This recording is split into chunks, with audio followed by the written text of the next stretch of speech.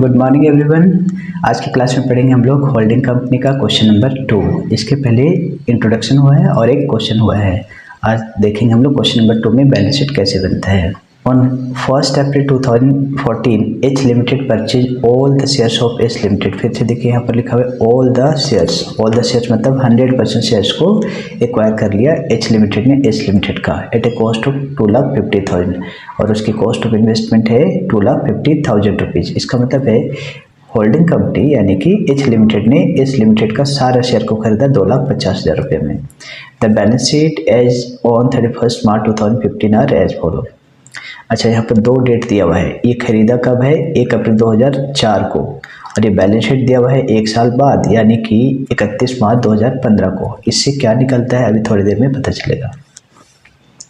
Balance sheet दी हुई है और आपको बोला है prepare consolidated balance sheet as at 31 March 2015। तो 31 मार्च 2015 को आपको बैलेंस शीट बनाना है कंसोलिडेटेड वाला। कंसोलिडेटेड मतलब मिक्स, दोनों को मिलाकर। यहाँ पर लिखेंगे consolidated balance sheet as at 31 March 2015 को बनाना है। या consolidated balance sheet of H limited and S limited. H और एच का कंसोलिडेटेड मतलब मिक्स वाला बैलेंस शीट को बोलते हैं consolidated balance sheet. Particulars note number, हालांकि यहाँ नोट नंबर की जरूरत नहीं पड़ती है लेकिन लिख दीजिए अमाउंट। अब हम क्या करेंगे, जब बैलेंस शीट बनाना हो तो 4 वर्किंग नोट करने पड़ते हैं, वो पहले करेंगे। तो यहाँ पर वर्किंग नोट देख लेते हैं, उसके बाद बैलेंस शीट बनाएंगे। Working note number 1, calculation of goodwill या कैपिटल रिजर्व, पर्टिकुलर्स अमाउंट। सबसे पहले लिखेंगे यहाँ पर cost of investment. Cost of investment देखिए कितना है। कॉस्ट ऑफ इन्वेस्टमेंट 2 जगह दिया हुआ रहेगा, या तो ये जो नॉन करेंट एसेट है उसमें इन्वेस्टमेंट में दिया हुआ रहता है 2000 share in H limited. H limited में 2000 शेयर में इन्वेस्ट किए हैं तो 2.5 लाख है, वो है आपका कॉस्ट ऑफ इन्वेस्टमेंट। या फिर बाहर भी रहता है कभी कभी। तो कॉस्ट ऑफ इन्वेस्टमेंट 2,50,000 ये लिख दीजिए। उसमें लेस किया जाता है 3 आइटम। नंबर 1 100%, क्योंकि 100% इंटायर शेयर को खरीदा गया तो लिखेंगे 100% shares in S limited. S limited में 100% शेयर, तो एस लिमिटेड का शेयर्स देखिए कितना है 2 लाख रुपया। आप इसको लिख दो 2 लाख रुपीज। 2 लाख का 100% 2 लाख ही होगा। दूसरा होगा 100% ऑफ प्री एक्विजिशन प्रॉफिट।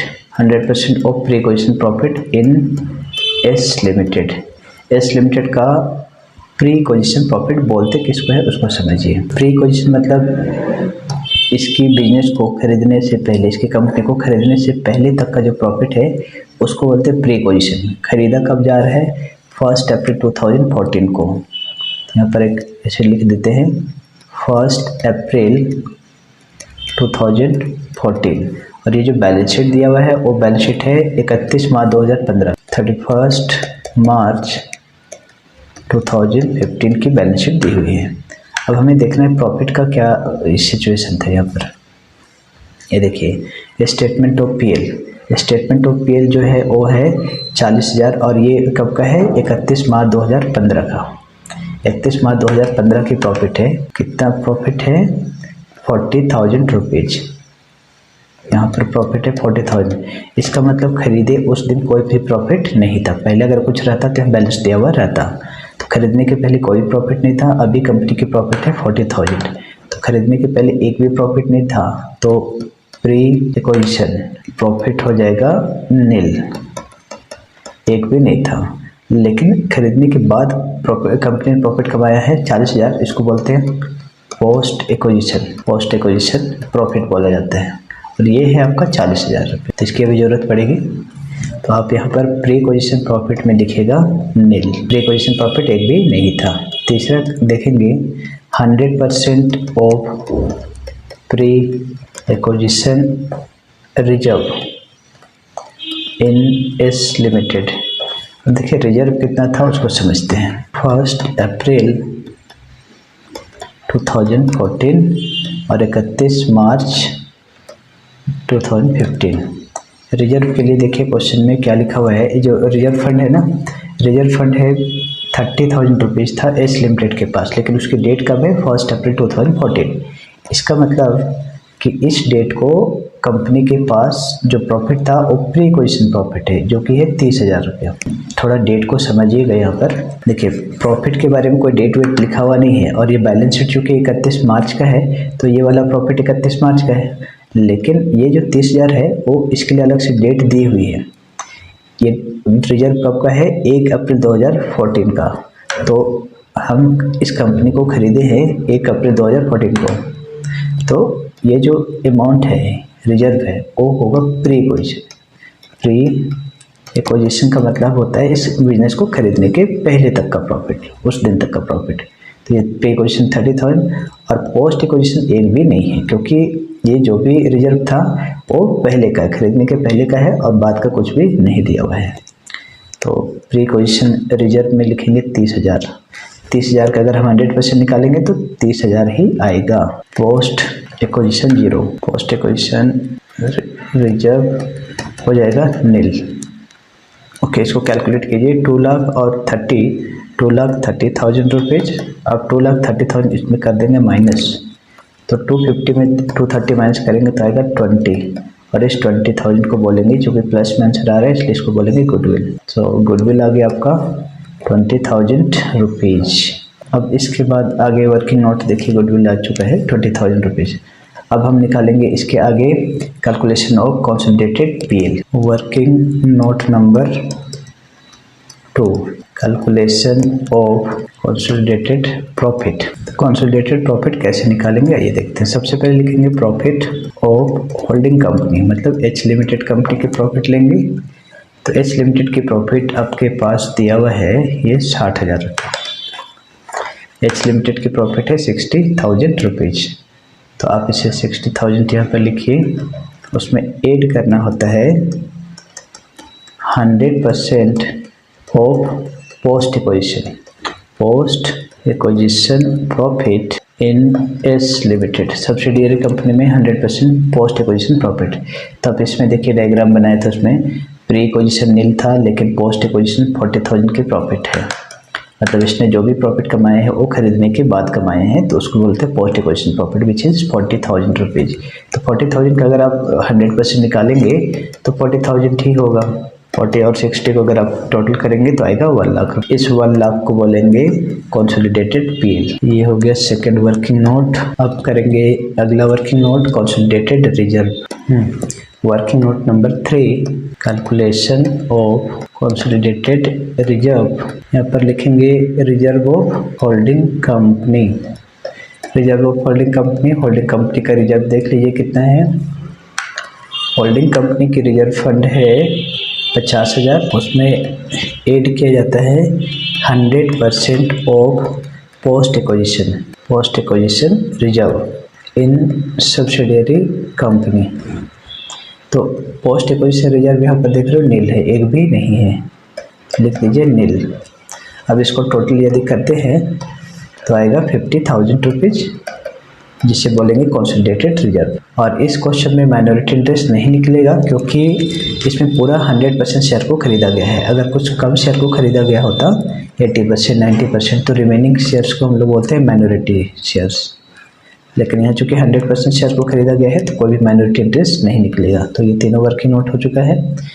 अब बनाते हैं बैलेंस शीट। अब देखिए बैलेंस शीट जब बनाएंगे तो जो पुरानी बैलेंस शीट है एज इट इज उतार देना इसकी फॉर्मेट को। Number 1 equity and liability, equity and liability, उसके अंदर नंबर 1 है शेयर होल्डर्स फंड।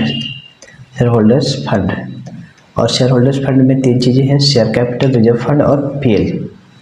यही 3 चीज़ को आपको लिखने सीखना है। शेयर कैपिटल और फिर है reserve fund and then statement of PL. तो शेयर कैपिटल केवल होल्डिंग कंपनी का लिखते हैं, केवल होल्डिंग कंपनी का है 4 लाख रुपीज़। उसके बाद रिजर्व और पीएल ये वर्किंग नोट से लिखेंगे। तो रिजर्व आप देख लीजिए, कंसोलिडेटेड रिजर्व आपका आया था 50,000 रुपीज़ और कंसोलिडेटेड पीएल आया था आपका 1 लाख रुपीज़। हो गया। अब हम आगे जो लिखेंगे जितना भी एसेट और लायबिलिटी सबको जोड़ जोड़ के लिखना है। तो अब देखिए आगे क्या है, करेंट लायबिलिटी है, उसको जोड़ कर लिखना है। करेंट लायबिलिटी में क्रेडिटर जो कि होल्डिंग कंपनी का है 40,000 और सब्सिडियरी का है 30,000, ऐसे दोनों को जोड़ के लिख देना है 70,000। उसके बाद एसेट्स में आ जाइए। एसेट साइड आप देख पा रहे हो, नॉन करेंट एसेट है और एक करेंट एसेट है। नॉन करेंट एसेट में लैंड एंड बिल्डिंग प्लांट है, लैंड एंड बिल्डिंग, इसको भी आपको जोड़ के लिखना है। Holding company subsidiary company, holding company का है 180, सब्सिडियरी का है 1,50,000 रुपीज़, तो दोनों मिलकर हो गया 3,30,000 रुपीज़। उसके बाद है आपका प्लांट में भी होल्डिंग कंपनी सब्सिडियरी कंपनी का लिख दीजिए। प्लांट है 30,000, 50,000, टोटल 80,000। तो इस तरीके से आपको सारा एसेट और लायबिलिटीज को जोड़ कर लिखना है। अब ये जो नॉन करेंट एसेट के अंदर आ रहा है 2,000 शेयर्स इन एस लिमिटेड, तो ये इन्वेस्टमेंट है जो कि होल्डिंग कंपनी ने सब्सिडियरी कंपनी पर इन्वेस्ट करा है, वो वाला अमाउंट है, तो उसको यहाँ पर नहीं लिखा जाता है। उसके बाद है करेंट एसेट, दूसरा है करेंट एसेट। तो करेंट एसेट के अंदर है स्टॉक और बैंक, तो भी दोनों को जोड़ के लिखिए। स्टॉक है 40-60, होल्डिंग कंपनी 40 और सब्सिडियरी का 60, दोनों मिलाकर 1 लाख। एंड स्टॉक के बाद आपके आ रहे हैं बैंक है 50-40, 90,000, खत्म, सब कुछ खत्म हो गया। अब इसके बाद एक करके चेक करेंगे जो वर्किंग नोट है उसमें कि कोई आइटम छूटा तो नहीं। तो वर्किंग नोट में देख रहे हैं गुडविल आया है 20,000, तो गुडविल को लिखते हैं नॉन करेंट एसेट के अंदर। नॉन करेंट एसेट में कहीं भी दिखा दीजिए, देखो मैं यहाँ लिख दे रहा हूँ गुडविल है आपका 20,000। यही कैपिटल रिजर्व रहता गुडविल की जगह में, तो उसको हम लोग ये जो शेयर होल्डर फंड है उसमें रिजर्व एंड सरप्लस है उस हेडिंग में दिखाते हैं यहाँ पर। उसके बाद ये आपका कंसोलिडेटेड पीएल हो चुका है 1 लाख रुपया और कंसोलिडेटेड रिजर्व भी हो गया है 50,000 रुपये। तो सारा वर्किंग नोट के अमाउंट हमने लिख दिया, अब सब कुछ खत्म हो गया। तब इसको टोटल कर दीजिए, तो टोटल करके देखिए कितना आ रहा है। अगर हम इधर लायबिलिटी साइड टोटल करें तो आ रहा है 4 lakh plus 50,000 plus 1 lakh plus 70,000, यार 6,20,000, 620 आ रहा है। और वैसे इधर अगर हम एसेट साइड जोड़े 3,30,000 plus 80,000 plus 20,000 plus 1 lakh plus 90,000, ये भी आ रहा है 6,20,000। तो आप इस तरीके से देख पा रहे हैं कि दोनों ही साइड आपका बैलेंस शीट टैली कर जा रहा है बिल्कुल। 620 और 620, ये रहा आपका 620। बाकी चीज़ों को ना देखिए क्योंकि क्या चीज़ है वो अलग तरीके से निकालना है। तो आपका दोनों साइड मैच हो गया बैलेंस शीट, इसको बोलते हैं कंसोलिडेटेड बैलेंस शीट। तो इस क्वेश्चन में देखा आपने कि किस तरीके से कंसोलिडेटेड बैलेंस शीट बनता है और वर्किंग कैसे होता है। तो ये question number 2 done. Holding company का क्वेश्चन नंबर 3, इसके पहले 2 क्वेश्चन हो चुका है। Now question number 3, H limited purchase all the shares of H limited at a cost of ₹1,80,000। H limited ने एच लिमिटेड के सारे शेयर्स को मतलब 100% शेयर्स को खरीद लिया 1,80,000 में ऑन 1 अक्टूबर 2014। 1 अक्टूबर 2014 का मतलब साल के बीच में। The balance sheet as on 31 March 2015 were as follow. Balance sheet दी हुई है और नीचे कुछ एडजस्टमेंट है। अच्छा, कोई एडजस्टमेंट नहीं है, बोला प्रिपेयर कंसोलिडेटेड बैलेंस शीट। तो कंसोलिडेटेड बैलेंस शीट मतलब एच लिमिटेड और एच लिमिटेड का बैलेंस शीट को मिलाकर बैलेंस शीट बनाना है, उसको बोलते हैं कंसोलिडेटेड बैलेंस शीट। उसको बनाने के लिए हमें कुछ वर्किंग नोट की जरूरत पड़ेगी। तो सबसे पहला वर्किंग नोट करते हैं कैलकुलेशन ऑफ गुडविल या कैपिटल रिजर्व। सो कैसे करते कैलकुलेशन, इसकी फॉर्मेट हमने लिखा रखी है, आप वहाँ पर जाकर चेक करें। सबसे पहले लिखेंगे cost of investment. Cost of investment question में दिया हुआ है, देखिए 1,80,000 या फिर नीचे भी दिया हुआ रहता है 1500 share in H limited 1,80,000।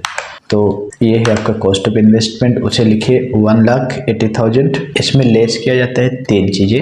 Number 1, क्योंकि सारे शेयर को खरीद लिया इसका मतलब 100% शेयर्स को एक्वायर किया, तो लिखेंगे 100% शेयर, जितना परसेंट शेयर खरीदेगा उतना परसेंट को लिखेंगे। 100% शेयर इन सब्सिडियरी कंपनी मतलब एस लिमिटेड कंपनी। तो एस लिमिटेड कंपनी में जितना शेयर है उसका 100%। एस लिमिटेड कंपनी में देख रहे हैं 1,50,000 के शेयर है, 1,50,000 का 100% 1,50,000 ही होगा। दूसरा लेते हैं 100% of pre acquisition reserve. 100% of pre acquisition reserve. Pre acquisition मतलब होता है खरीदने के पहले तक का रिजर्व। हम लोग अगर सब्सिडियरी कंपनी को एक्वायर किए खरीदे हैं तो जिस दिन खरीदे उस दिन तक का प्रॉफिट को या उस दिन तक का रिजर्व को प्री एक्विजिशन रिजर्व बोलते हैं। तो आप क्वेश्चन में देख सकते हैं, देखिए हम लोग खरीद रहे हैं 1 अक्टूबर 2014 को और ये जो रिजर्व दिया हुआ है वो 1 अप्रैल 2014 का है। सब्सिडियरी कंपनी में 25,000 रुपया। 1 अप्रैल 2014 को है 25,000 रुपये, 25,000 रुपया और हम लोग इसको इस कंपनी को खरीद रहे हैं 1 अक्टूबर 2014 और ये बैलेंस शीट जो दी हुई है वो 31 मार्च 2015 की दी हुई है। तब जरा समझिए, ये जो रिजर्व है वो 25,000 1 अप्रैल को ही था। 1 अप्रैल को 25,000 था और 31 मार्च का ये बैलेंस शीट दिया हुआ है और 31 मार्च को भी 25,000 है। इसका मतलब रिजर्व फंड में और कोई भी अमाउंट नहीं आया है। तो हमको इस पर्टिकुलर डेट को जानना है कि 1 अक्टूबर 2014 को कितना था। इसको ऐसे समझिए कि आपकी जेब में 25,000 रुपये थे 1 अप्रैल को 2015 को और 31 मार्च को भी 25,000 ही है। इसका मतलब कोई चेंज हुआ ही नहीं है, इस रिजर्व फंड में कोई चेंज हुआ ही नहीं है। तो 1 अक्टूबर को भी वही रहा होगा, जो अमाउंट यहाँ है वही इसमें रहा होगा। 1 अक्टूबर तक का जो रिजर्व है उसको बोलते हैं प्री एक्विजिशन। तो ये जितना भी 25,000 है वो सभी प्री एक्विजिशन कहलाएगा, प्री एक्विजिशन रिजर्व। थोड़ा इसके लॉजिक को समझना होता है। और पोस्ट एक्विजिशन मतलब इस डेट के बाद कंपनी ने और रिजर्व फंड में कुछ पैसे डाले क्या? बिल्कुल भी नहीं, क्योंकि शुरू में जो अमाउंट था, जिसे लेटेस्ट सपोज कि आपकी जेब में 25,000 था 1 अप्रैल 2014 को, अभी भी 25,000 ही है, तो जेब में और एक भी पैसे नहीं आए। तो पोस्ट एक्विजिशन रिजर्व हो जाएगा नील। हमको प्री और पोस्ट निकालना होता है। प्री वाला को बोलते हैं कैपिटल प्रॉफिट बोला जाता है और पोस्ट रिजर्व वाला को बोला जाता है रेवेन्यू प्रॉफिट। तो खैर अभी रेवेन्यू और कैपिटल नहीं कर रहे, हम प्री और पोस्ट नाम से जान रहे हैं। प्री मतलब पहले, पोस्ट मतलब बाद। तो प्री एक्विजिशन रिजर्व आपका हो गया 25,000, पोस्ट एक्विजिशन 0। तो ये 25,000 का आपको 100% निकालना है जो कि 25,000 ही होगा। फिर तीसरा करना है आपको 100% ऑफ प्री एक्विजिशन प्रॉफिट। अब इसको जरा समझते हैं, प्री एक्विजिशन और पोस्ट एक्विजिशन कितना। देखिए ये जो बैलेंस शीट दिया हुआ है अपने पास वो है 31 मार्च 2015 की। तो एक साल का बनाते हैं टाइमलाइन। 31 मार्च 2015 की प्रॉफिट है और प्रॉफिट दिया हुआ है ईयर एंडिंग में 35,000 at the end of year profit दी हुई। और 1 अप्रैल 2014 को कोई भी प्रॉफिट का बैलेंस दिया हुआ नहीं है। इसका मतलब इस कंपनी के पास कोई भी प्रॉफिट का अमाउंट नहीं था। 1 अप्रैल 2014 को एक भी अमाउंट नहीं था प्रॉफिट का और साल के लास्ट में 35,000 की प्रॉफिट है। तो इसका मतलब इसको हम लोग बोल सकते हैं कि कंपनी ने पूरे साल भर में कमाए हैं 35,000 रुपया। पूरे इंटायर 1 ईयर में उन्होंने कमाए हैं 35,000 रुपीज़। बट हमको पूरे साल का नहीं जानना है, हमें जानना है कि इस कंपनी ने 1 अक्टूबर 2014, क्योंकि हम लोग इस कंपनी को 1 अक्टूबर 2014 को खरीद रहे हैं, तो 1 अक्टूबर 2014 तक इस कंपनी में प्रॉफिट क्या थी। क्योंकि कोई स्पेशल डेटा दिया हुआ नहीं है तो हम लोग ये मान लेंगे कि अगर कंपनी ने साल भर में 35,000 रुपये कमाए तो इस 6 महीना में उसने कितने कमाए होंगे? आधा। अगर 12 महीने में 35,000 तो 6 महीना में उसका आधा 17,500। तो हम लोग ये एज्यूम कर लेंगे कि इन्होंने इस 6 महीना क्यों? क्योंकि 1 अक्टूबर 2014 को इस कंपनी को खरीदा जा रहा है। तो हमको जानना होता है जिस दिन खरीदे उस दिन तक का प्रॉफिट। तो उस दिन तक का प्रॉफिट बन जाएगा 35,000 का आधा। आधा क्यों कर रहे हैं? क्योंकि यहाँ से लेके यहाँ तक 6 महीना हो रहा है। तो इसका हो जाएगा 17,500। तो इसको बोलेंगे हम लोग pre acquisition profit. Pre acquisition profit 17,500। और पोस्ट एक्विजिशन कितना हो जाएगा, अगर 35,000 टोटल है जिसमें प्री एक्विजिशन 17,500 तो पोस्ट एक्विजिशन भी 17,500। हम लोग इस कंपनी को खरीद रहे हैं 1 अक्टूबर 2014 को, और 1 अक्टूबर 2014 तक के प्रॉफिट को बोलेंगे प्री एक्विजिशन प्रॉफिट। उसके बाद अगर कंपनी ने कुछ कमाए होंगे तो that is post acquisition profit, तो वो भी 17,500 हो जाएगा, दोनों मिलाकर 35,000। तो ये बस आपको प्री और पोस्ट समझने हैं।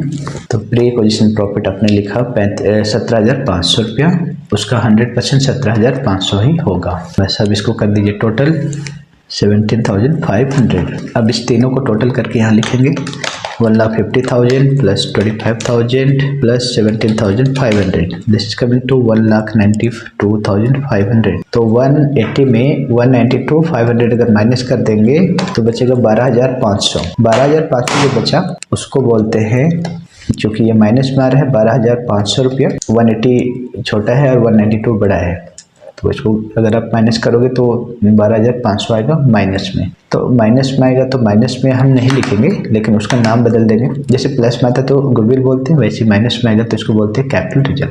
कैपिटल रिजर्व ये है, ये हो गया आपका कैलकुलेशन ऑफ कैपिटल रिजर्व। तो एक वर्किंग नोट हो गया। Now come to second working note. बस इसमें इस वाले चैप्टर में बस एक ही चीज़ का ध्यान रखना है कि pre acquisition, post acquisition, profit reserve ये सब निकालना सीखना है।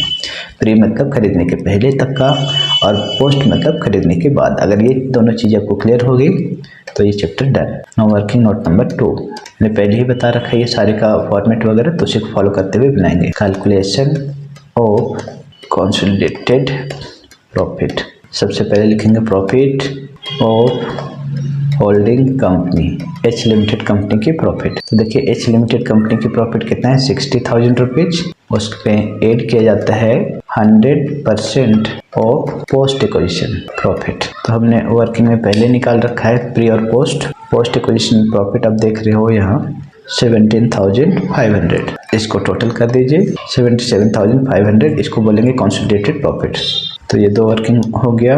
Now third working note. तीसरा वर्किंग नोट होगा consolidated reserve. Working note number 3 consolidated reserve. अब लिखेंगे पहले reserve of holding company. Holding company की रिजर्व देखिएगा, होल्डिंग कंपनी की रिजर्व है 40,000 रुपीज, बैलेंस शीट वाला लिखना है, और प्लस करना है 100% of post acquisition reserve in S limited. तो एस लिमिटेड की 100% पोस्ट एक्विजिशन रिजर्व आपको करना है। पोस्ट एक्विजिशन रिजर्व आप देख लीजिए यहाँ पर कुछ भी नहीं है, जो भी रिजर्व था वो प्री था 25,000। पोस्ट एक्विजिशन मतलब जिस दिन खरीदे उसके बाद की रिजर्व एक भी नहीं है, तो उसको कर दीजिए नील, या डैश भी कर सकते हैं। तो ये टोटल हो गया 40,000, इसको बोलते हैं कंसोलिडेटेड रिजर्व। ये डन हो गया। तो ये तीनों वर्किंग नोट हो गया। चूँकि इस क्वेश्चन में हम लोगों ने मतलब होल्डिंग कंपनी ने, हम हर एक क्वेश्चन में अपने आप को अज्यूम करेंगे we are a holding company. तो होल्डिंग कंपनी ने सब्सिडियरी की 100% ऑल द शेयर्स को परचेज किया है, तो इसलिए यहाँ पर माइनॉरिटी इंटरेस्ट नहीं निकलेगा। जिस क्वेश्चन में 100% शेयर को एक्वायर करेंगे उसमें माइनॉरिटी इंटरेस्ट नहीं निकाला जाएगा। तो ये हो गया सब कुछ वर्किंग नोट। अब करेंगे बैलेंस शीट। तो बैलेंस शीट के लिए क्या करेंगे, जो बैलेंस शीट ओल्ड वाला दिया हुआ है सेम टू सेम उतार दीजिए। फिर अमाउंट बताता हूँ कैसे लिखना है। इक्विटी एंड लायबिलिटीज, उसमें नंबर 1 में है share holder fund. Equity and liability के अंदर आता है सबसे पहले शेयर होल्डर फंड।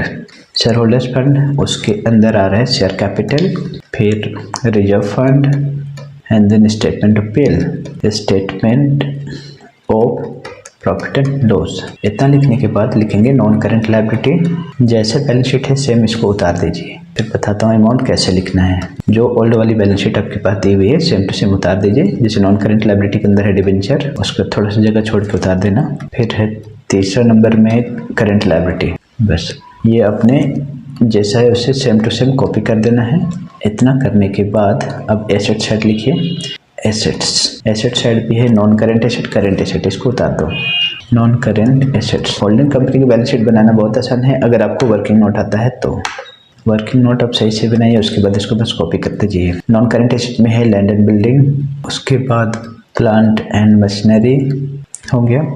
ये देखिए जो इन्वेस्टमेंट लिखा हुआ है ना, अदर नॉन करेंट एसेट में 1500 शेयर इन एस लिमिटेड, तो एस लिमिटेड में यानी कि सब्सिडियरी कंपनी में कितना इन्वेस्ट किए है उसको दिया हुआ है, इसको छोड़ देना है। पूरे बैलेंस शीट को सेम टू सेम उतारेंगे, बस जो इन्वेस्टमेंट दिया हुआ है, इन्वेस्टमेंट मतलब सब्सिडियरी कंपनी में कितना शेयर में इन्वेस्ट किए हैं उसको छोड़कर बाकी सबको उतारेंगे, तो उसको छोड़ देना है। फिर है आपके पास second number current asset. Current assets, current asset के अंदर है stock debtor cash, stock debtor cash. बस अब आपको क्या करना है, देखिए एक एक करके अमाउंट लिखना बता देते हैं। मैंने पहले क्या किया कि जो बैलेंस शीट है ओल्ड वाला उसी को सेम टू सेम उतार दिया। अब इसमें अमाउंट लिखना है, तो इसमें कोई बदलाव नहीं करना होता है, बैलेंस शीट में जो है उससे उसको उतार दीजिए, बस अमाउंट चेंज कीजिए। देखिए अमाउंट बड़ा ध्यान से समझिएगा।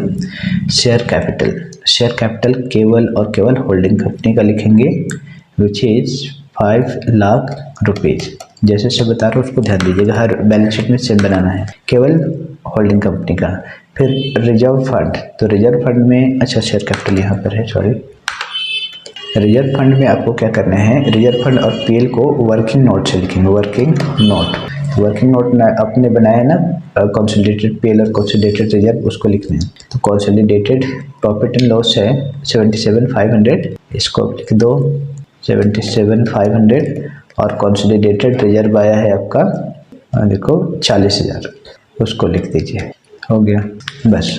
तो ये शेयर होल्डर वाले जो शेयर होल्डर्स फंड जो है उसको आपको लिखना सीखना है। फिर से दोबारा देखिए, शेयर कैपिटल केवल होल्डिंग कंपनी का, रिजर्व फंड और स्टेटमेंट ऑफ पीएल जो वर्किंग नोट करे हैं वहाँ से लिखेंगे, और इसके बाद जितना बच गया, इसके बाद जितना एसेट और लायबिलिटी बच गया सबको जोड़ जोड़ कर लिखना है। तो जिससे देखिए डिवेंचर 150 130 यहाँ लिख दीजिए, होल्डिंग कंपनी का 150, सब्सिडियरी कंपनी का 130, तो ऐसे जोड़ के इसको लिख दीजिए 2,80,000 रुपीज़। वैसे ही करेंट लायबिलिटी के अंदर है क्रेडिटर, क्रेडिटर है तो क्रेडिटर में एच लिमिटेड का है 50,000, एस लिमिटेड का है 60,000, ऐसे सबको जोड़ के लिखते जाना है 1,10,000। उसके बाद non current asset, non current asset में लैंड एंड बिल्डिंग है, दोनों को जोड़ के लिखिए H limited, S limited. H limited का है 3,50,000, एस लिमिटेड है 2 लाख, 3 2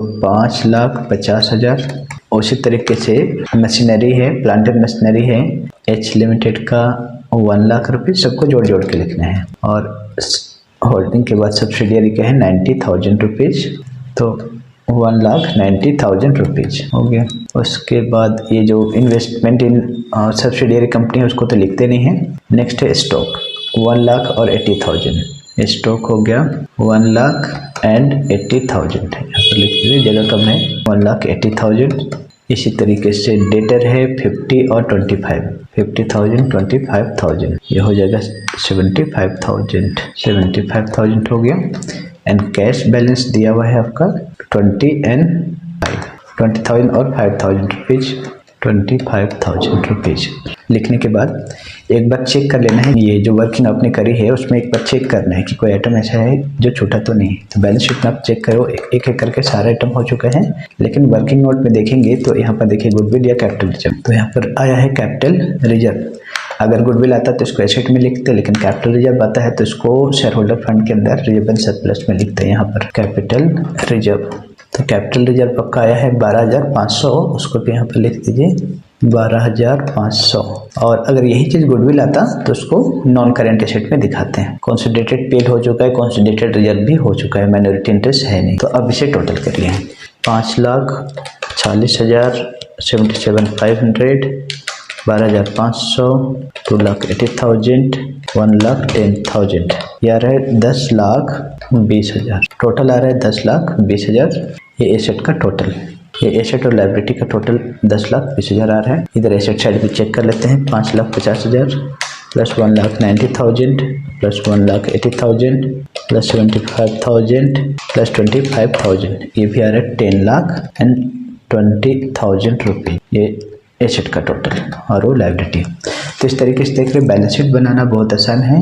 आपको बस ध्यान रखना है कि अमाउंट कैसे लिखा जाता है। तो अमाउंट लिखने में बहुत ज़्यादा दिक्कत नहीं है। पुरानी वाली जो बैलेंस शीट है उसी को सेम टू सेम उतार दीजिए। शेयर कैपिटल केवल होल्डिंग कंपनी का लिखना है। रिजर्व फंड और statement of PL working note से लिखना है, जो हमने वर्किंग नोट कर रखी है वहाँ से, और बाकी जितना आइटम बचा सबको जोड़ कर लिखना है। ये है होल्डिंग कंपनी का कंसोलिडेटेड बैलेंस शीट बनाने का तरीका। और एक वर्किंग नोट होता है जैसे गुडविल या कैपिटल रिजर्व, तो अगर गुडविल आएगा तो उसको नॉन करेंट एसेट के अंदर दिखाएंगे, और अगर कैपिटल रिजर्व आएगा तो शेयर होल्डर फंड के अंदर जो आपका रिजर्व इन सरप्लस है उसमें दिखाएंगे। और वहीं पर अगर माइनॉरिटी इंटरेस्ट आता है तो इसको शेयर होल्डर फंड के हेडिंग के अंदर दिखाया जाता है। तो आने वाले क्वेश्चन में देखेंगे। तो ये था आपका question number 3 done. Holding company का क्वेश्चन नंबर 5 देखिए। क्वेश्चन नंबर 5 क्या है? From the following balance sheet of H limited and it's subsidiary company H limited. H limited है और उसकी सब्सिडियरी कंपनी एच लिमिटेड बोल रहा है। इसका मतलब एच होल्डिंग है और H subsidiary. Drawn up at 31st March 2015. Prepare a consolidated balance sheet as on that date. At the date of acquisition, 80% shares in the subsidiary, the reserve and statement of profit and loss of S Limited amounting to ₹30,000 and 20,000 respectively. ये बोल रहा है कि जिस दिन subsidiary company को acquire किया गया, जिस दिन खरीदा गया, उस दिन सब्सिडियरी कंपनी के प्रॉफिट एंड लॉस और रिजर्व में कितना कितना अमाउंट था। तो रिजर्व में था ₹30,000 और प्रॉफिट एंड लॉस में था ₹20,000। इतने रुपीज़ का बैलेंस था जिस दिन हम लोग खरीदे उस दिन। तो जिस दिन खरीदते हैं कंपनी को उस दिन तक का जो प्रॉफिट है या रिजर्व है उसको pre acquisition profit, pre acquisition reserve बोलते हैं। ये चीज़ें दी हुई है और बैलेंस शीट दिया हुआ है 31 मार्च 2015 का। ठीक है, तो आपको बनाना है consolidated balance sheet. Consolidated balance sheet बनाने से पहले हमें कुछ वर्किंग नोट करने होंगे। सबसे पहला working note calculation of goodwill या कैपिटल रिजर्व। तो इसमें लिखते हैं सबसे पहले कॉस्ट ऑफ इन्वेस्टमेंट।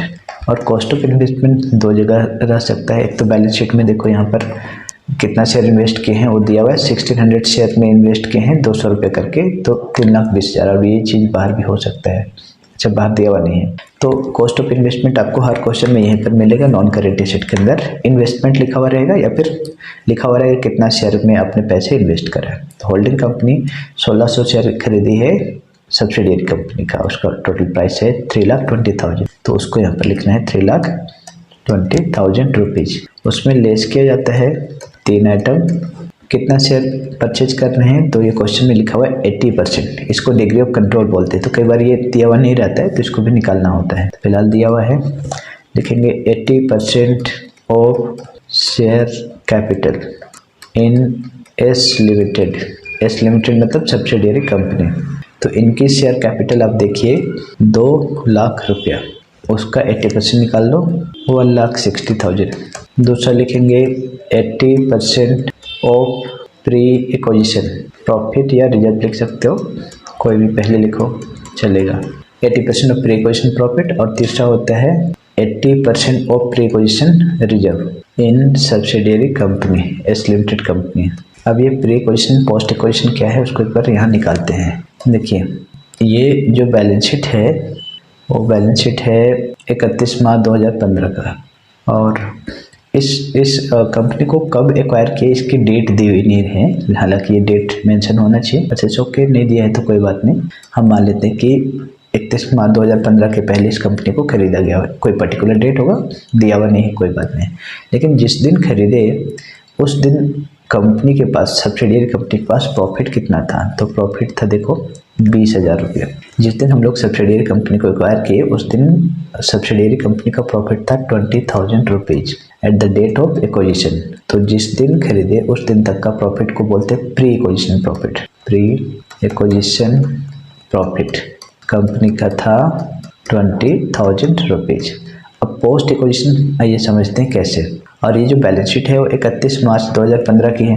31 मार्च 2015 को प्रॉफिट है 40,000 रुपया। एस लिमिटेड का कंपनी का प्रॉफिट दिखा रहा है 40,000 रुपया।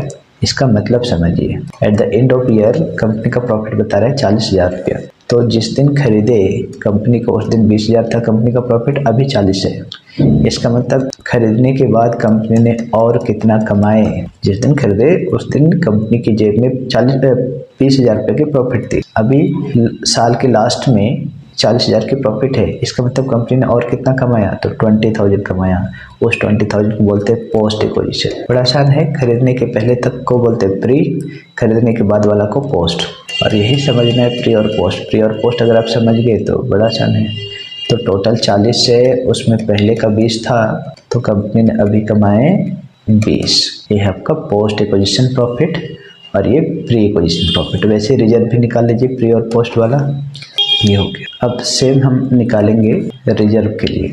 देखिए अभी कंपनी के पास रिजर्व में सब्सिडियरी के पास कितना है, 1,30,000 रुपीज़। रिजर्व में amount at the end of the year मतलब 31 मार्च 2015 को है 30,000 रुपीज़, सॉरी 1,30,000 रुपीज़ है। जिस दिन खरीदे, जिस दिन इस कंपनी को खरीदे उस दिन तक का रिजर्व कितना था, तो ये रहा क्वेश्चन में लिखा हुआ है रिजर्व एंड स्टेटमेंट ऑफ 30,000।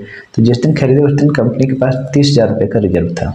जिस दिन कंपनी को खरीदा गया उस दिन सब्सिडियरी कंपनी में 30,000 का रिजर्व था और अभी 1,30,000 का रिजर्व है। इसका मतलब खरीदने तक, जिस दिन खरीदे उस दिन तक के रिजर्व को बोलते हैं प्री एक्विजिशन रिजर्व, और यह हो जाएगा 30,000 रुपीज़। और पोस्ट एक्विजिशन कितना बन जाएगा, जिस दिन खरीदे उस दिन कंपनी के जेब में पैसे थे 30,000, अभी साल के लास्ट में 1,30,000 है, तो उसके जेब में और पैसे कितने आए, तो आए 1,00,000 रुपया, तब जाके 31 हुआ। तो ये सिंपल सा मैथमेटिक्स है, पहले 30 था और अब 31 है, इसका मतलब 1,00,000 और आया, तो उसको बोलते हैं पोस्ट एक्विजिशन।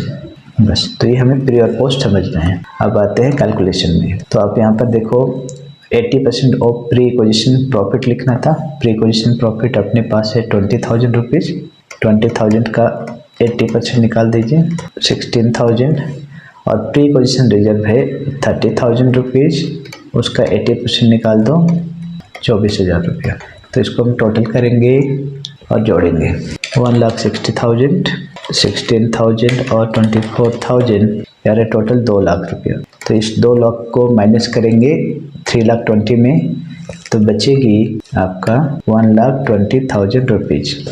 और ये प्लस में आंसर आ रहा है इसलिए इसको बोलेंगे गुडविल। यही अगर माइनस में आता तो इसको कैपिटल रिजर्व बोलते हैं। तो ये आ गया आपका goodwill. Working note number 1 done. Now working note number 2। Working note number 2 में निकालते हैं कंसोलिडेटेड प्रॉफिट। सबसे पहले लिखेंगे profit of holding company. H limited company की प्रॉफिट लीजिए। बैलेंस शीट में देखिए होल्डिंग कंपनी की प्रॉफिट है 1,00,000 रुपया, आप उसे लिखो 1,00,000 रुपया, और उसमें ऐड करेंगे 80% of profit in subsidiary company मतलब एस लिमिटेड कंपनी। तो एस लिमिटेड कंपनी की, अच्छा सॉरी यहाँ पर थोड़ा सा चेंज होगा, 80% ऑफ पोस्ट एक्विजिशन प्रॉफिट लिखना है। Post acquisition profit in S limited. तो पोस्ट एक्विजिशन प्रॉफिट आप यहाँ पर देख पा रहे हो, प्री था 20, पोस्ट है 20, ये 20,000 का निकालेंगे 80%, तो ये हो गया 1,16,000 रुपीज़। इसको बोलते हैं consolidated profit. Now consolidated reserve. Consolidated reserve भी बिल्कुल ऐसे ही निकालेंगे, reserve of holding company, holding company की रिजर्व। तो रिजर्व देख लीजिए होल्डिंग कंपनी में कितना था 2,50,000, उसमें ऐड करेंगे 80% of post acquisition reserve in S limited. S limited की पोस्ट एक्विजिशन रिजर्व। तो पोस्ट एक्विजिशन रिजर्व आप देख रहे हो 1,00,000 रुपया है, इस 1,00,000 का 80% निकाल दीजिए विच इज 80,000 रुपीज़। इसको आप टोटल कीजिए 250 एंड 80, 3,30,000 रुपीज़।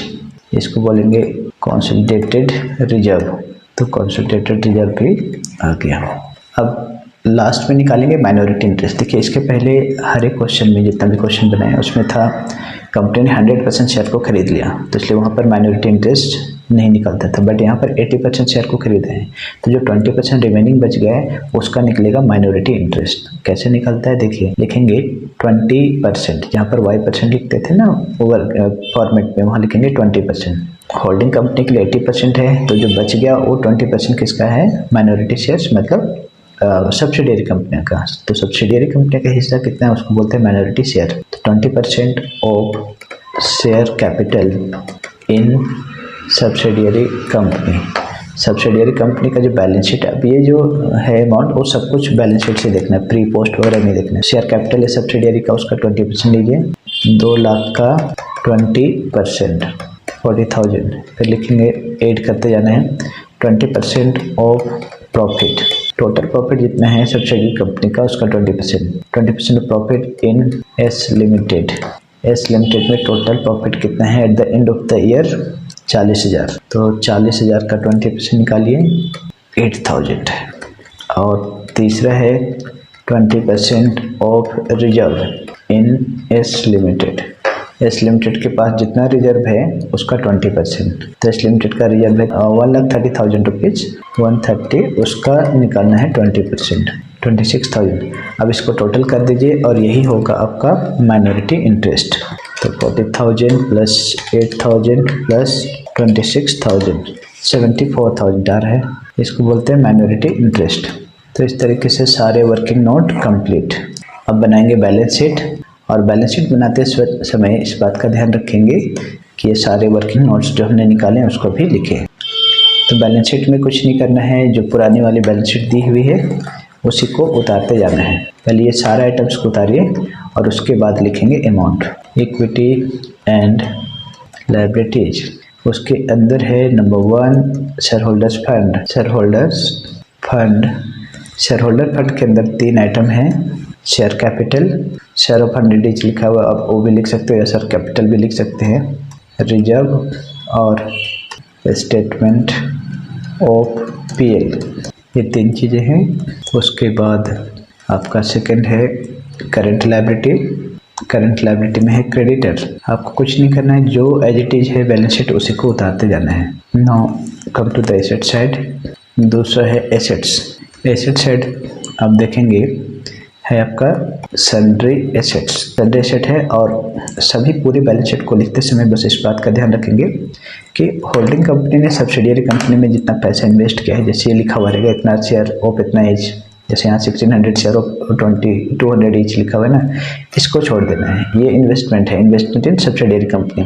सब्सिडियरी कंपनी में जितना पैसा आपने लगाया उस अमाउंट को दिया हुआ है, तो इसको छोड़ देना है, बाकी सारे आइटम्स को लिखना है। ये कॉस्ट ऑफ इन्वेस्टमेंट में ऑलरेडी आ चुका है, तो इसको छोड़ देंगे, बाकी सारा आइटम हो चुका है। अब क्या करेंगे देखिए, अब इसका अमाउंट लिखना है।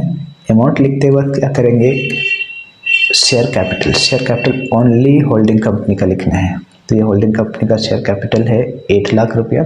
उसका रिजर्व और पीएल जो लिखेंगे वो वर्किंग नोट्स लिखेंगे। देखिए रिजर्व और पीएल कितना था, कंसोलिडेटेड पीएल है 1,16,000 रुपया, 1,16,000 रुपया, और कंसोलिडेटेड रिजर्व चेक कर लो, कंसोलिडेटेड रिजर्व है 3,30,000, 3,30,000 रुपीज़ है। ये हो गया। अब इसके बाद जितना एसेट और लायबिलिटी बचा सबको जोड़ जोड़ के लिखने हैं। तो यहाँ पर देखो क्रेडिटर होल्डिंग कंपनी का है 1,50,000 और सब्सिडियरी कंपनी का है 1,30,000, दोनों को जोड़ेंगे तो होगा 2,80,000। इधर खत्म। अब इस तरह ये एसेट में सन्ड्री एसेट में होल्डिंग कंपनी, सब्सिडियरी कंपनी का, होल्डिंग कंपनी का है 9,80,000 और सब्सिडियरी कंपनी का है 5 लाख। तो 9 और 5 हो गया 14,80,000। ये डन हो गया। तो सबको हमने लिख दिया जोड़ जोड़ कर। अब इसके बाद क्या करना है, आप यहाँ चेक करिए वर्किंग नोट में कोई आइटम छूटा तो नहीं। तो सबसे पहले वर्किंग नोट के थे कैलकुलेशन ऑफ गुडविल आया है 1,20,000 और गुडविल को दिखाया जाता है ये जो एसेट्स है उसके अंदर गुडविल। ये वर्किंग नोट से आपने लाया है तो उसको दिखाइए यहाँ पर। और यही ये गुडविल की जगह में अगर कैपिटल रिजर्व होता तो शेयर होल्डर फंड के अंदर दिखाते हैं। तो ये गुडविल आया है आपका 1,20,000 बस। और गुडविल हो गया, कंसोलिडेटेड पीएल भी हो गया, कंसोलिडेटेड रिजर्व हो गया, और एक रह गया है माइनॉरिटी इंटरेस्ट। माइनॉरिटी इंटरेस्ट 74,000 आ रहा है और इसको दिखाते हैं ये जो शेयर होल्डर फंड है ना उसके अंदर दिखाएंगे। तो आप इसको शेयर कैपिटल के नीचे दिखा सकते हो या स्टेटमेंट ऑफ पीएल के नीचे भी दिखा सकते हो, मतलब इस वाले हेडिंग में दिखाना है आपको। हम यहाँ लिख दे रहे हैं नीचे माइनॉरिटी इंटरेस्ट 74,000 रुपीज़। अब सारा आइटम हो चुका है पोस्टिंग।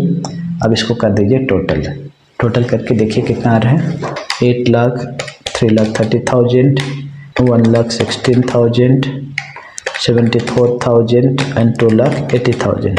16 लाख इसका टोटल आ रहा है। तो इधर आ रहा है 16 लाख इधर भी जोड़ दीजिए। एसेट साइड 14 और 1 15 और 80 और 20 1 लाख, तो 15 और 1 16 लाख। तो इधर का भी टोटल आ रहा है 16 lakh. So total of asset and total of liabilities tallied. तो ये दोनों मैच कर गया बिल्कुल, और ये बन गया आपका कंसोलिडेटेड बैलेंस शीट। तो ये क्वेश्चन नंबर 5 डन। इस तरीके से आपको होल्डिंग कंपनी का कंसोलिडेटेड बैलेंस शीट बनाना है। Okay, question number 5 done. Question number 6, ये थोड़ा डिफरेंट क्वेश्चन है, इसमें बहुत सारी वर्किंग नोट्स भी है और थोड़ा अलग है। तो ये देखते हैं, इसको समझते हैं क्या है। Question number 6, the balance sheet of H limited and S limited on 31 March 2015 as follow. Balance sheet दी हुई है एच लिमिटेड और एस लिमिटेड का। Prepare consolidated balance sheet assuming that share of S limited were purchase on 1 October 2014। S limited के share खरीदे गए 1 October 2014 को, ये बोल रहे हैं। तो एस लिमिटेड का शेयर खरीदा गया, इसका मतलब एस लिमिटेड सब्सिडियरी कंपनी है और एच लिमिटेड होल्डिंग कंपनी है। तो यहाँ पर ये पता चल गया होल्डिंग कौन है, सब्सिडियरी कौन है, और डेट ऑफ परचेज भी दिया हुआ है 1 अक्टूबर 2014। देखिए, होल्डिंग कंपनी का क्वेश्चन बनाने के लिए सबसे मेन होता है वर्किंग नोट करना। वर्किंग नोट में pre acquisition profit, post acquisition profit, ये अगर चीज़ें समझ में आ गया तो क्वेश्चन बनाना काफ़ी आसान होता है। तो आपको बनाना है consolidated balance sheet of H limited and S limited. H और एस का दोनों का मिलाकर बैलेंस शीट बनाना है, जिसे कंसोलिडेटेड बैलेंस शीट बोलते हैं। इसको बनाने से पहले हम करेंगे कुछ वर्किंग नोट करेंगे और उसके बाद बनाएंगे बैलेंस शीट। तो वर्किंग नोट नंबर 1 देखिए, यहाँ पर होल्डिंग कंपनी ने सब्सिडियरी कंपनी को खरीदा, बट कितना % शेयर को खरीदा इस बात की जानकारी नहीं दी हुई है। इसके पहले जितना भी क्वेश्चन बनाए 5 तक, उसमें सभी में क्वेश्चन में लिखा हुआ था या तो all the shares where purchase लिखा हुआ था या फिर 80% लिखा हुआ था। बट यहाँ पर क्वेश्चन में कहीं भी कितना % शेयर खरीदे वो दिया हुआ नहीं है, उसको डिग्री ऑफ कंट्रोल बोलते हैं। इसका मतलब इस क्वेश्चन में डिग्री ऑफ कंट्रोल नहीं दिया हुआ है। तो पहला वर्किंग नोट हमारा होगा डिग्री ऑफ कंट्रोल निकाला, मतलब होल्डिंग कंपनी का कंट्रोल सब्सिडियरी में कितना % है, इसको बोलते हैं डिग्री ऑफ कंट्रोल। तो working note number 1, calculation of degree of control. Holding company है, वो कितना % शेयर्स को एक्वायर करी है, उसको परसेंटेज के टर्म में निकालना है। तो देखिए, सबसे पहले लिखेंगे number of share in subsidiary company. Total number of share in subsidiary company मतलब एस लिमिटेड कंपनी।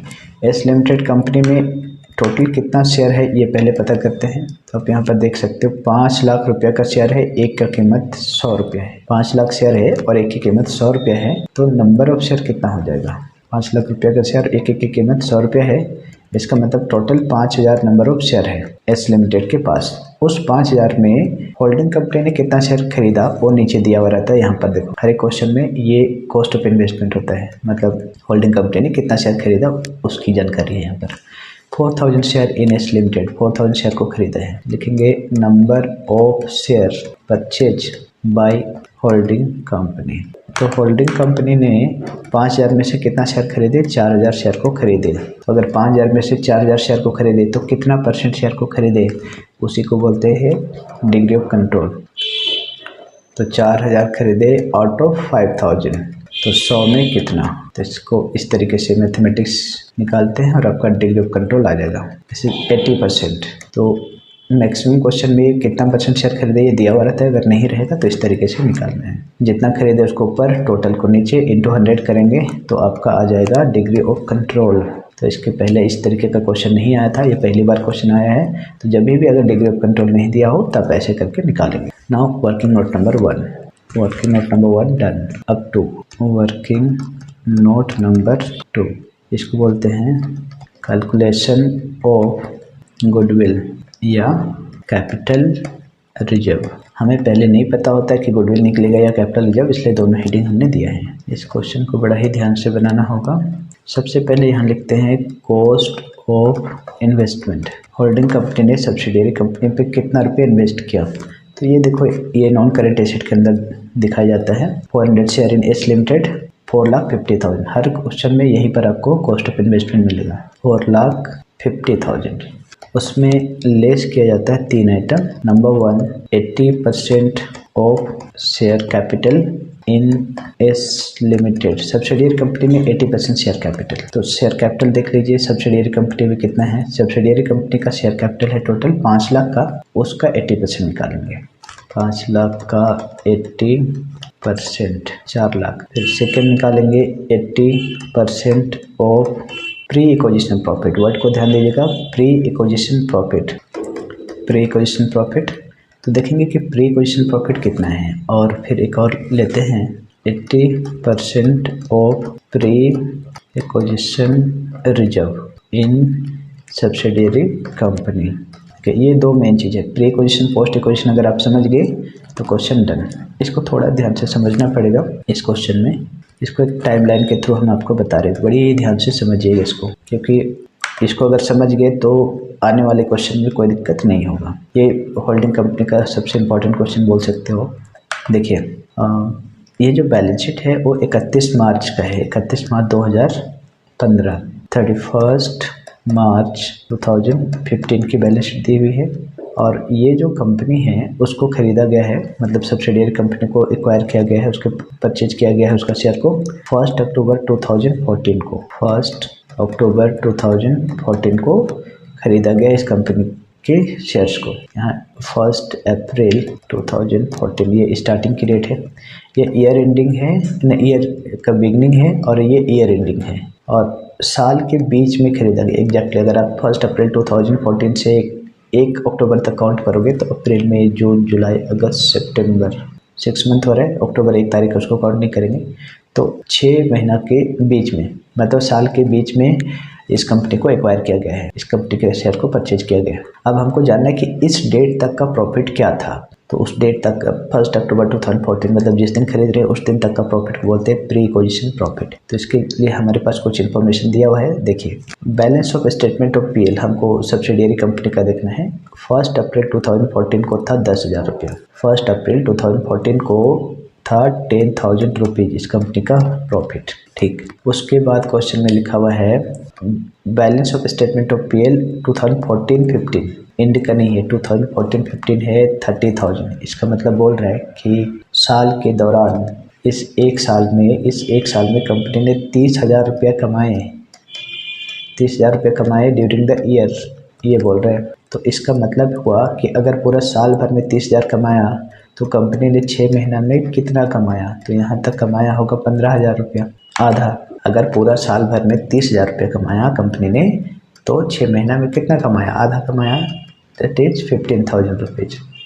ये है। अब हमें जानना है कि इस पर्टिकुलर डेट को कंपनी के पास प्रॉफिट कितना रहा होगा। तो पहले का तो ये 10,000 था ही, कंपनी ने साल भर में अगर 30,000 कमाया है तो 6 महीना में 15,000 कमाया है।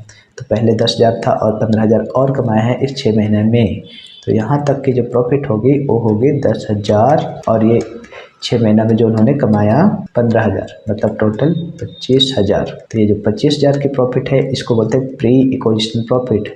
जिस दिन खरीदे उस दिन तक का प्रॉफिट को प्री एक्विजिशन बोलते हैं। ये है प्री एक्विजिशन प्रॉफिट। तो प्री और पोस्ट को बढ़िया से समझ लीजिए और आपका holding company done. Pre acquisition profit हो गया आपका 25,000।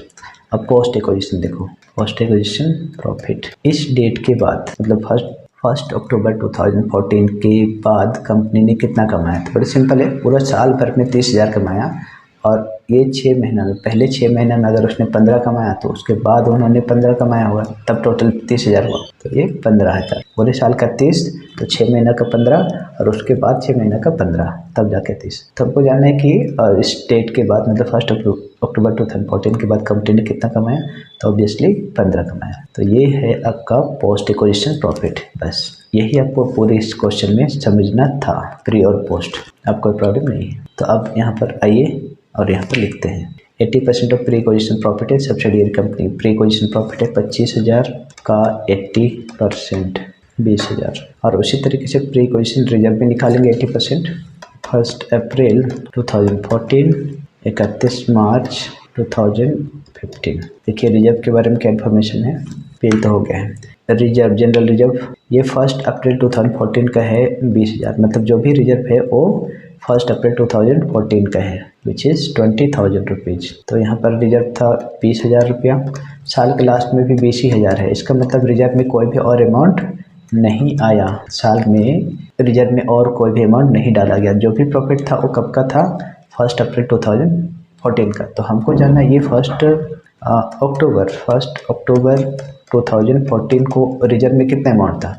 शुरू में 20 था, अभी भी 20 है, इसका मतलब कोई चेंज तो हुआ ही नहीं है, तो यहाँ भी वही रहा होगा 20,000। तो ये सब कुछ क्या है? प्री है, प्री एक्विजिशन रिजर्व, कंपनी को खरीदने से पहले का रिजर्व, प्री एक्विजिशन रिजर्व है 20,000 रुपीज़। इसमें और कोई भी चेंजेस नहीं हुआ है, इसलिए पोस्ट एक्विजिशन एक भी नहीं रहेगा, नील।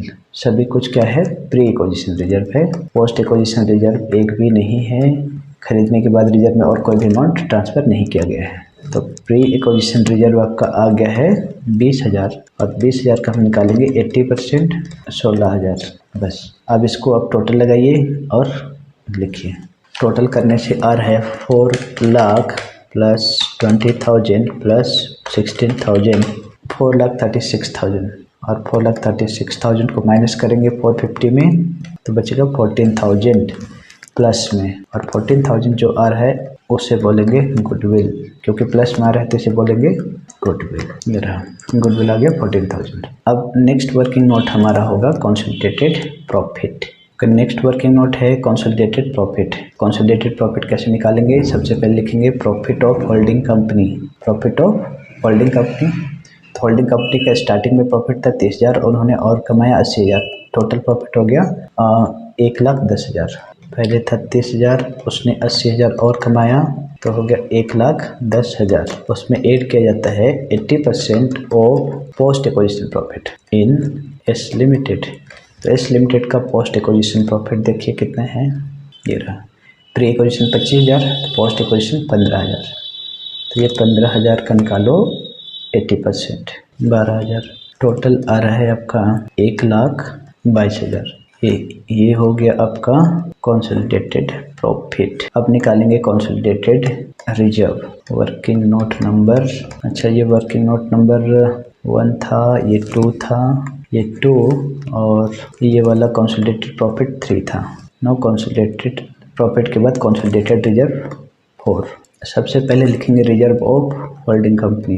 रिजर्व ऑफ होल्डिंग कंपनी देखिए कितना है। होल्डिंग कंपनी की रिजर्व थी 50,000 रुपीज़, उसमें ऐड कर देना है 80% of post acquisition reserve, post acquisition reserve. तो पोस्ट एक्विजिशन रिजर्व आप यहाँ देखिए, प्री था 20, पोस्ट एक्विजिशन रिजर्व एक भी नहीं है, नील। तो ये जो आपका आया 50,000 रुपीज़ वही हो जाएगा आपका कंसोलिडेटेड रिजर्व। उसके बाद लास्ट में निकालेंगे माइनॉरिटी इंटरेस्ट। देखिए माइनॉरिटी इंटरेस्ट कैसे निकालते हैं। 80% शेयर्स को आपने खरीदा है और ये सब्सिडियरी कंपनी का, तो जो रिमेनिंग जो परसेंट बचा है 20% उसको लिखना है। तो 20% of share capital in S limited, subsidiary company का 20% शेयर कैपिटल आप यहाँ पर देखिए, शेयर कैपिटल था आपका 5 लाख, उसका 20%, ये हो जाएगा 1 लाख रुपया। 80% अगर होल्डिंग ने खरीदा तो रिमेनिंग जितना बचा उसको बोलते हैं माइनॉरिटी इंटरेस्ट। फिर 20% of profit in S limited subsidiary company. देखो एस लिमिटेड के पास प्रॉफिट कितना बचा है, 10,000 पहले का था, 30,000 और कमाया, तो टोटल 40,000 रुपये का प्रॉफिट हुआ। उस 40,000 का 20% निकालेंगे। इसमें प्री पोस्ट नहीं देखा जाता, इसमें टोटल प्रॉफिट की 20%, 8,000, और फिर लिखेंगे 20% of reserve in S limited company. तो एस लिमिटेड कंपनी का रिजर्व कितना है 20,000, एस लिमिटेड का रिजर्व है 20,000, तो वही 20,000 का 20%, 4,000। बस अब इसको टोटल कर दीजिए और आपका माइनॉरिटी इंटरेस्ट आ जाएगा 1,12,000। ये माइनॉरिटी इंटरेस्ट आ गया 1,12,000। तो इस तरीके से सारा आइटम सबने निकाल लिया है, सारा वर्किंग नोट निकल गया है। अब हम करेंगे बैलेंस शीट बनाएंगे, कंसोलिडेटेड बैलेंस शीट बनाएंगे। और कंसोलिडेटेड बैलेंस शीट बनाना सबसे आसान। कंसोलिडेटेड बैलेंस शीट बनाने के लिए आप क्या करेंगे ना कि जो पुरानी वाली बैलेंस शीट है सेम टू सेम उतार दीजिए और बस अमाउंट चेंज करके लिखना है। देखो सबसे पहले लिखो number 1 equity and liability. Equity and liability, इसके अंदर है share holders fund, share holders fund इसको लिखो, और उसके हेडिंग में शेयर होल्डर्स फंड के अंदर जो जो है उसको लिखते जाओ। शेयर कैपिटल है, शेयर उसको शेयर कैपिटल भी बोलते हैं, शेयर कैपिटल, फिर है जनरल रिजर्व और statement of PL, statement of PL. देखिए यहाँ पर ना 2 ठो लिखा हुआ है तो हम बस एक ही लिख रहे हैं, दोनों को जोड़कर लिखेंगे। फिर दूसरा है आपका करेंट लायबिलिटी। करेंट लायबिलिटी के अंदर है आपका क्रेडिटर, ये लिख दीजिए। Now come to the asset side, इसको कर देना है टोटल। अब लिखना है एसेट साइड।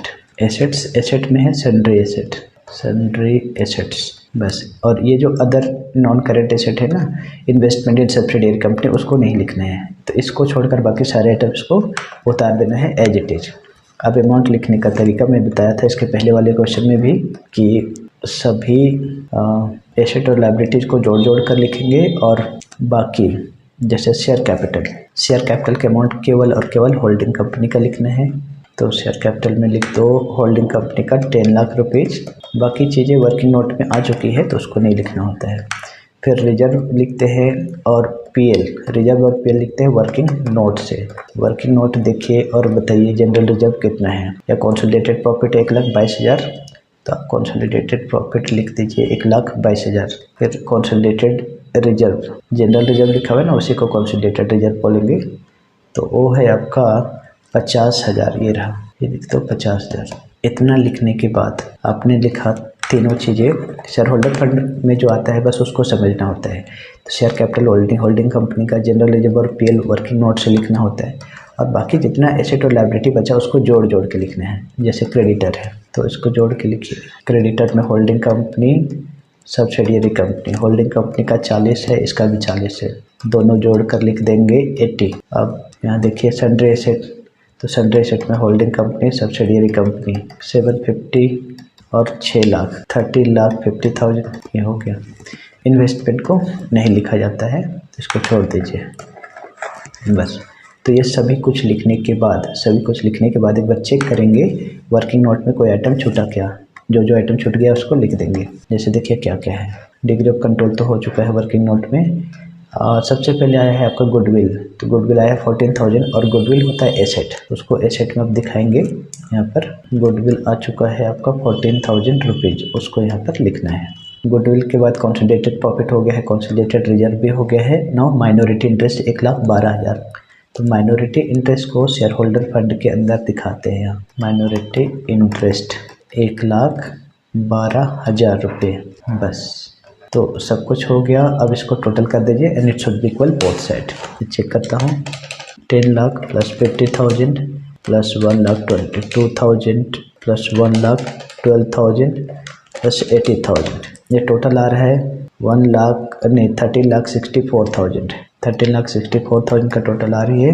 अब यहाँ देखो 13,50,000 प्लस 14,000, ये भी आ रहा है 13,64,000। तो इस तरीके से आप देख रहे हैं दोनों साइड आपका बैलेंस शीट टैली कर गया। तो ये बैलेंस शीट भी टैली कर गया। तो ये एक अच्छा क्वेश्चन था। तो ये आपका question number 6 done. Thanks for watching.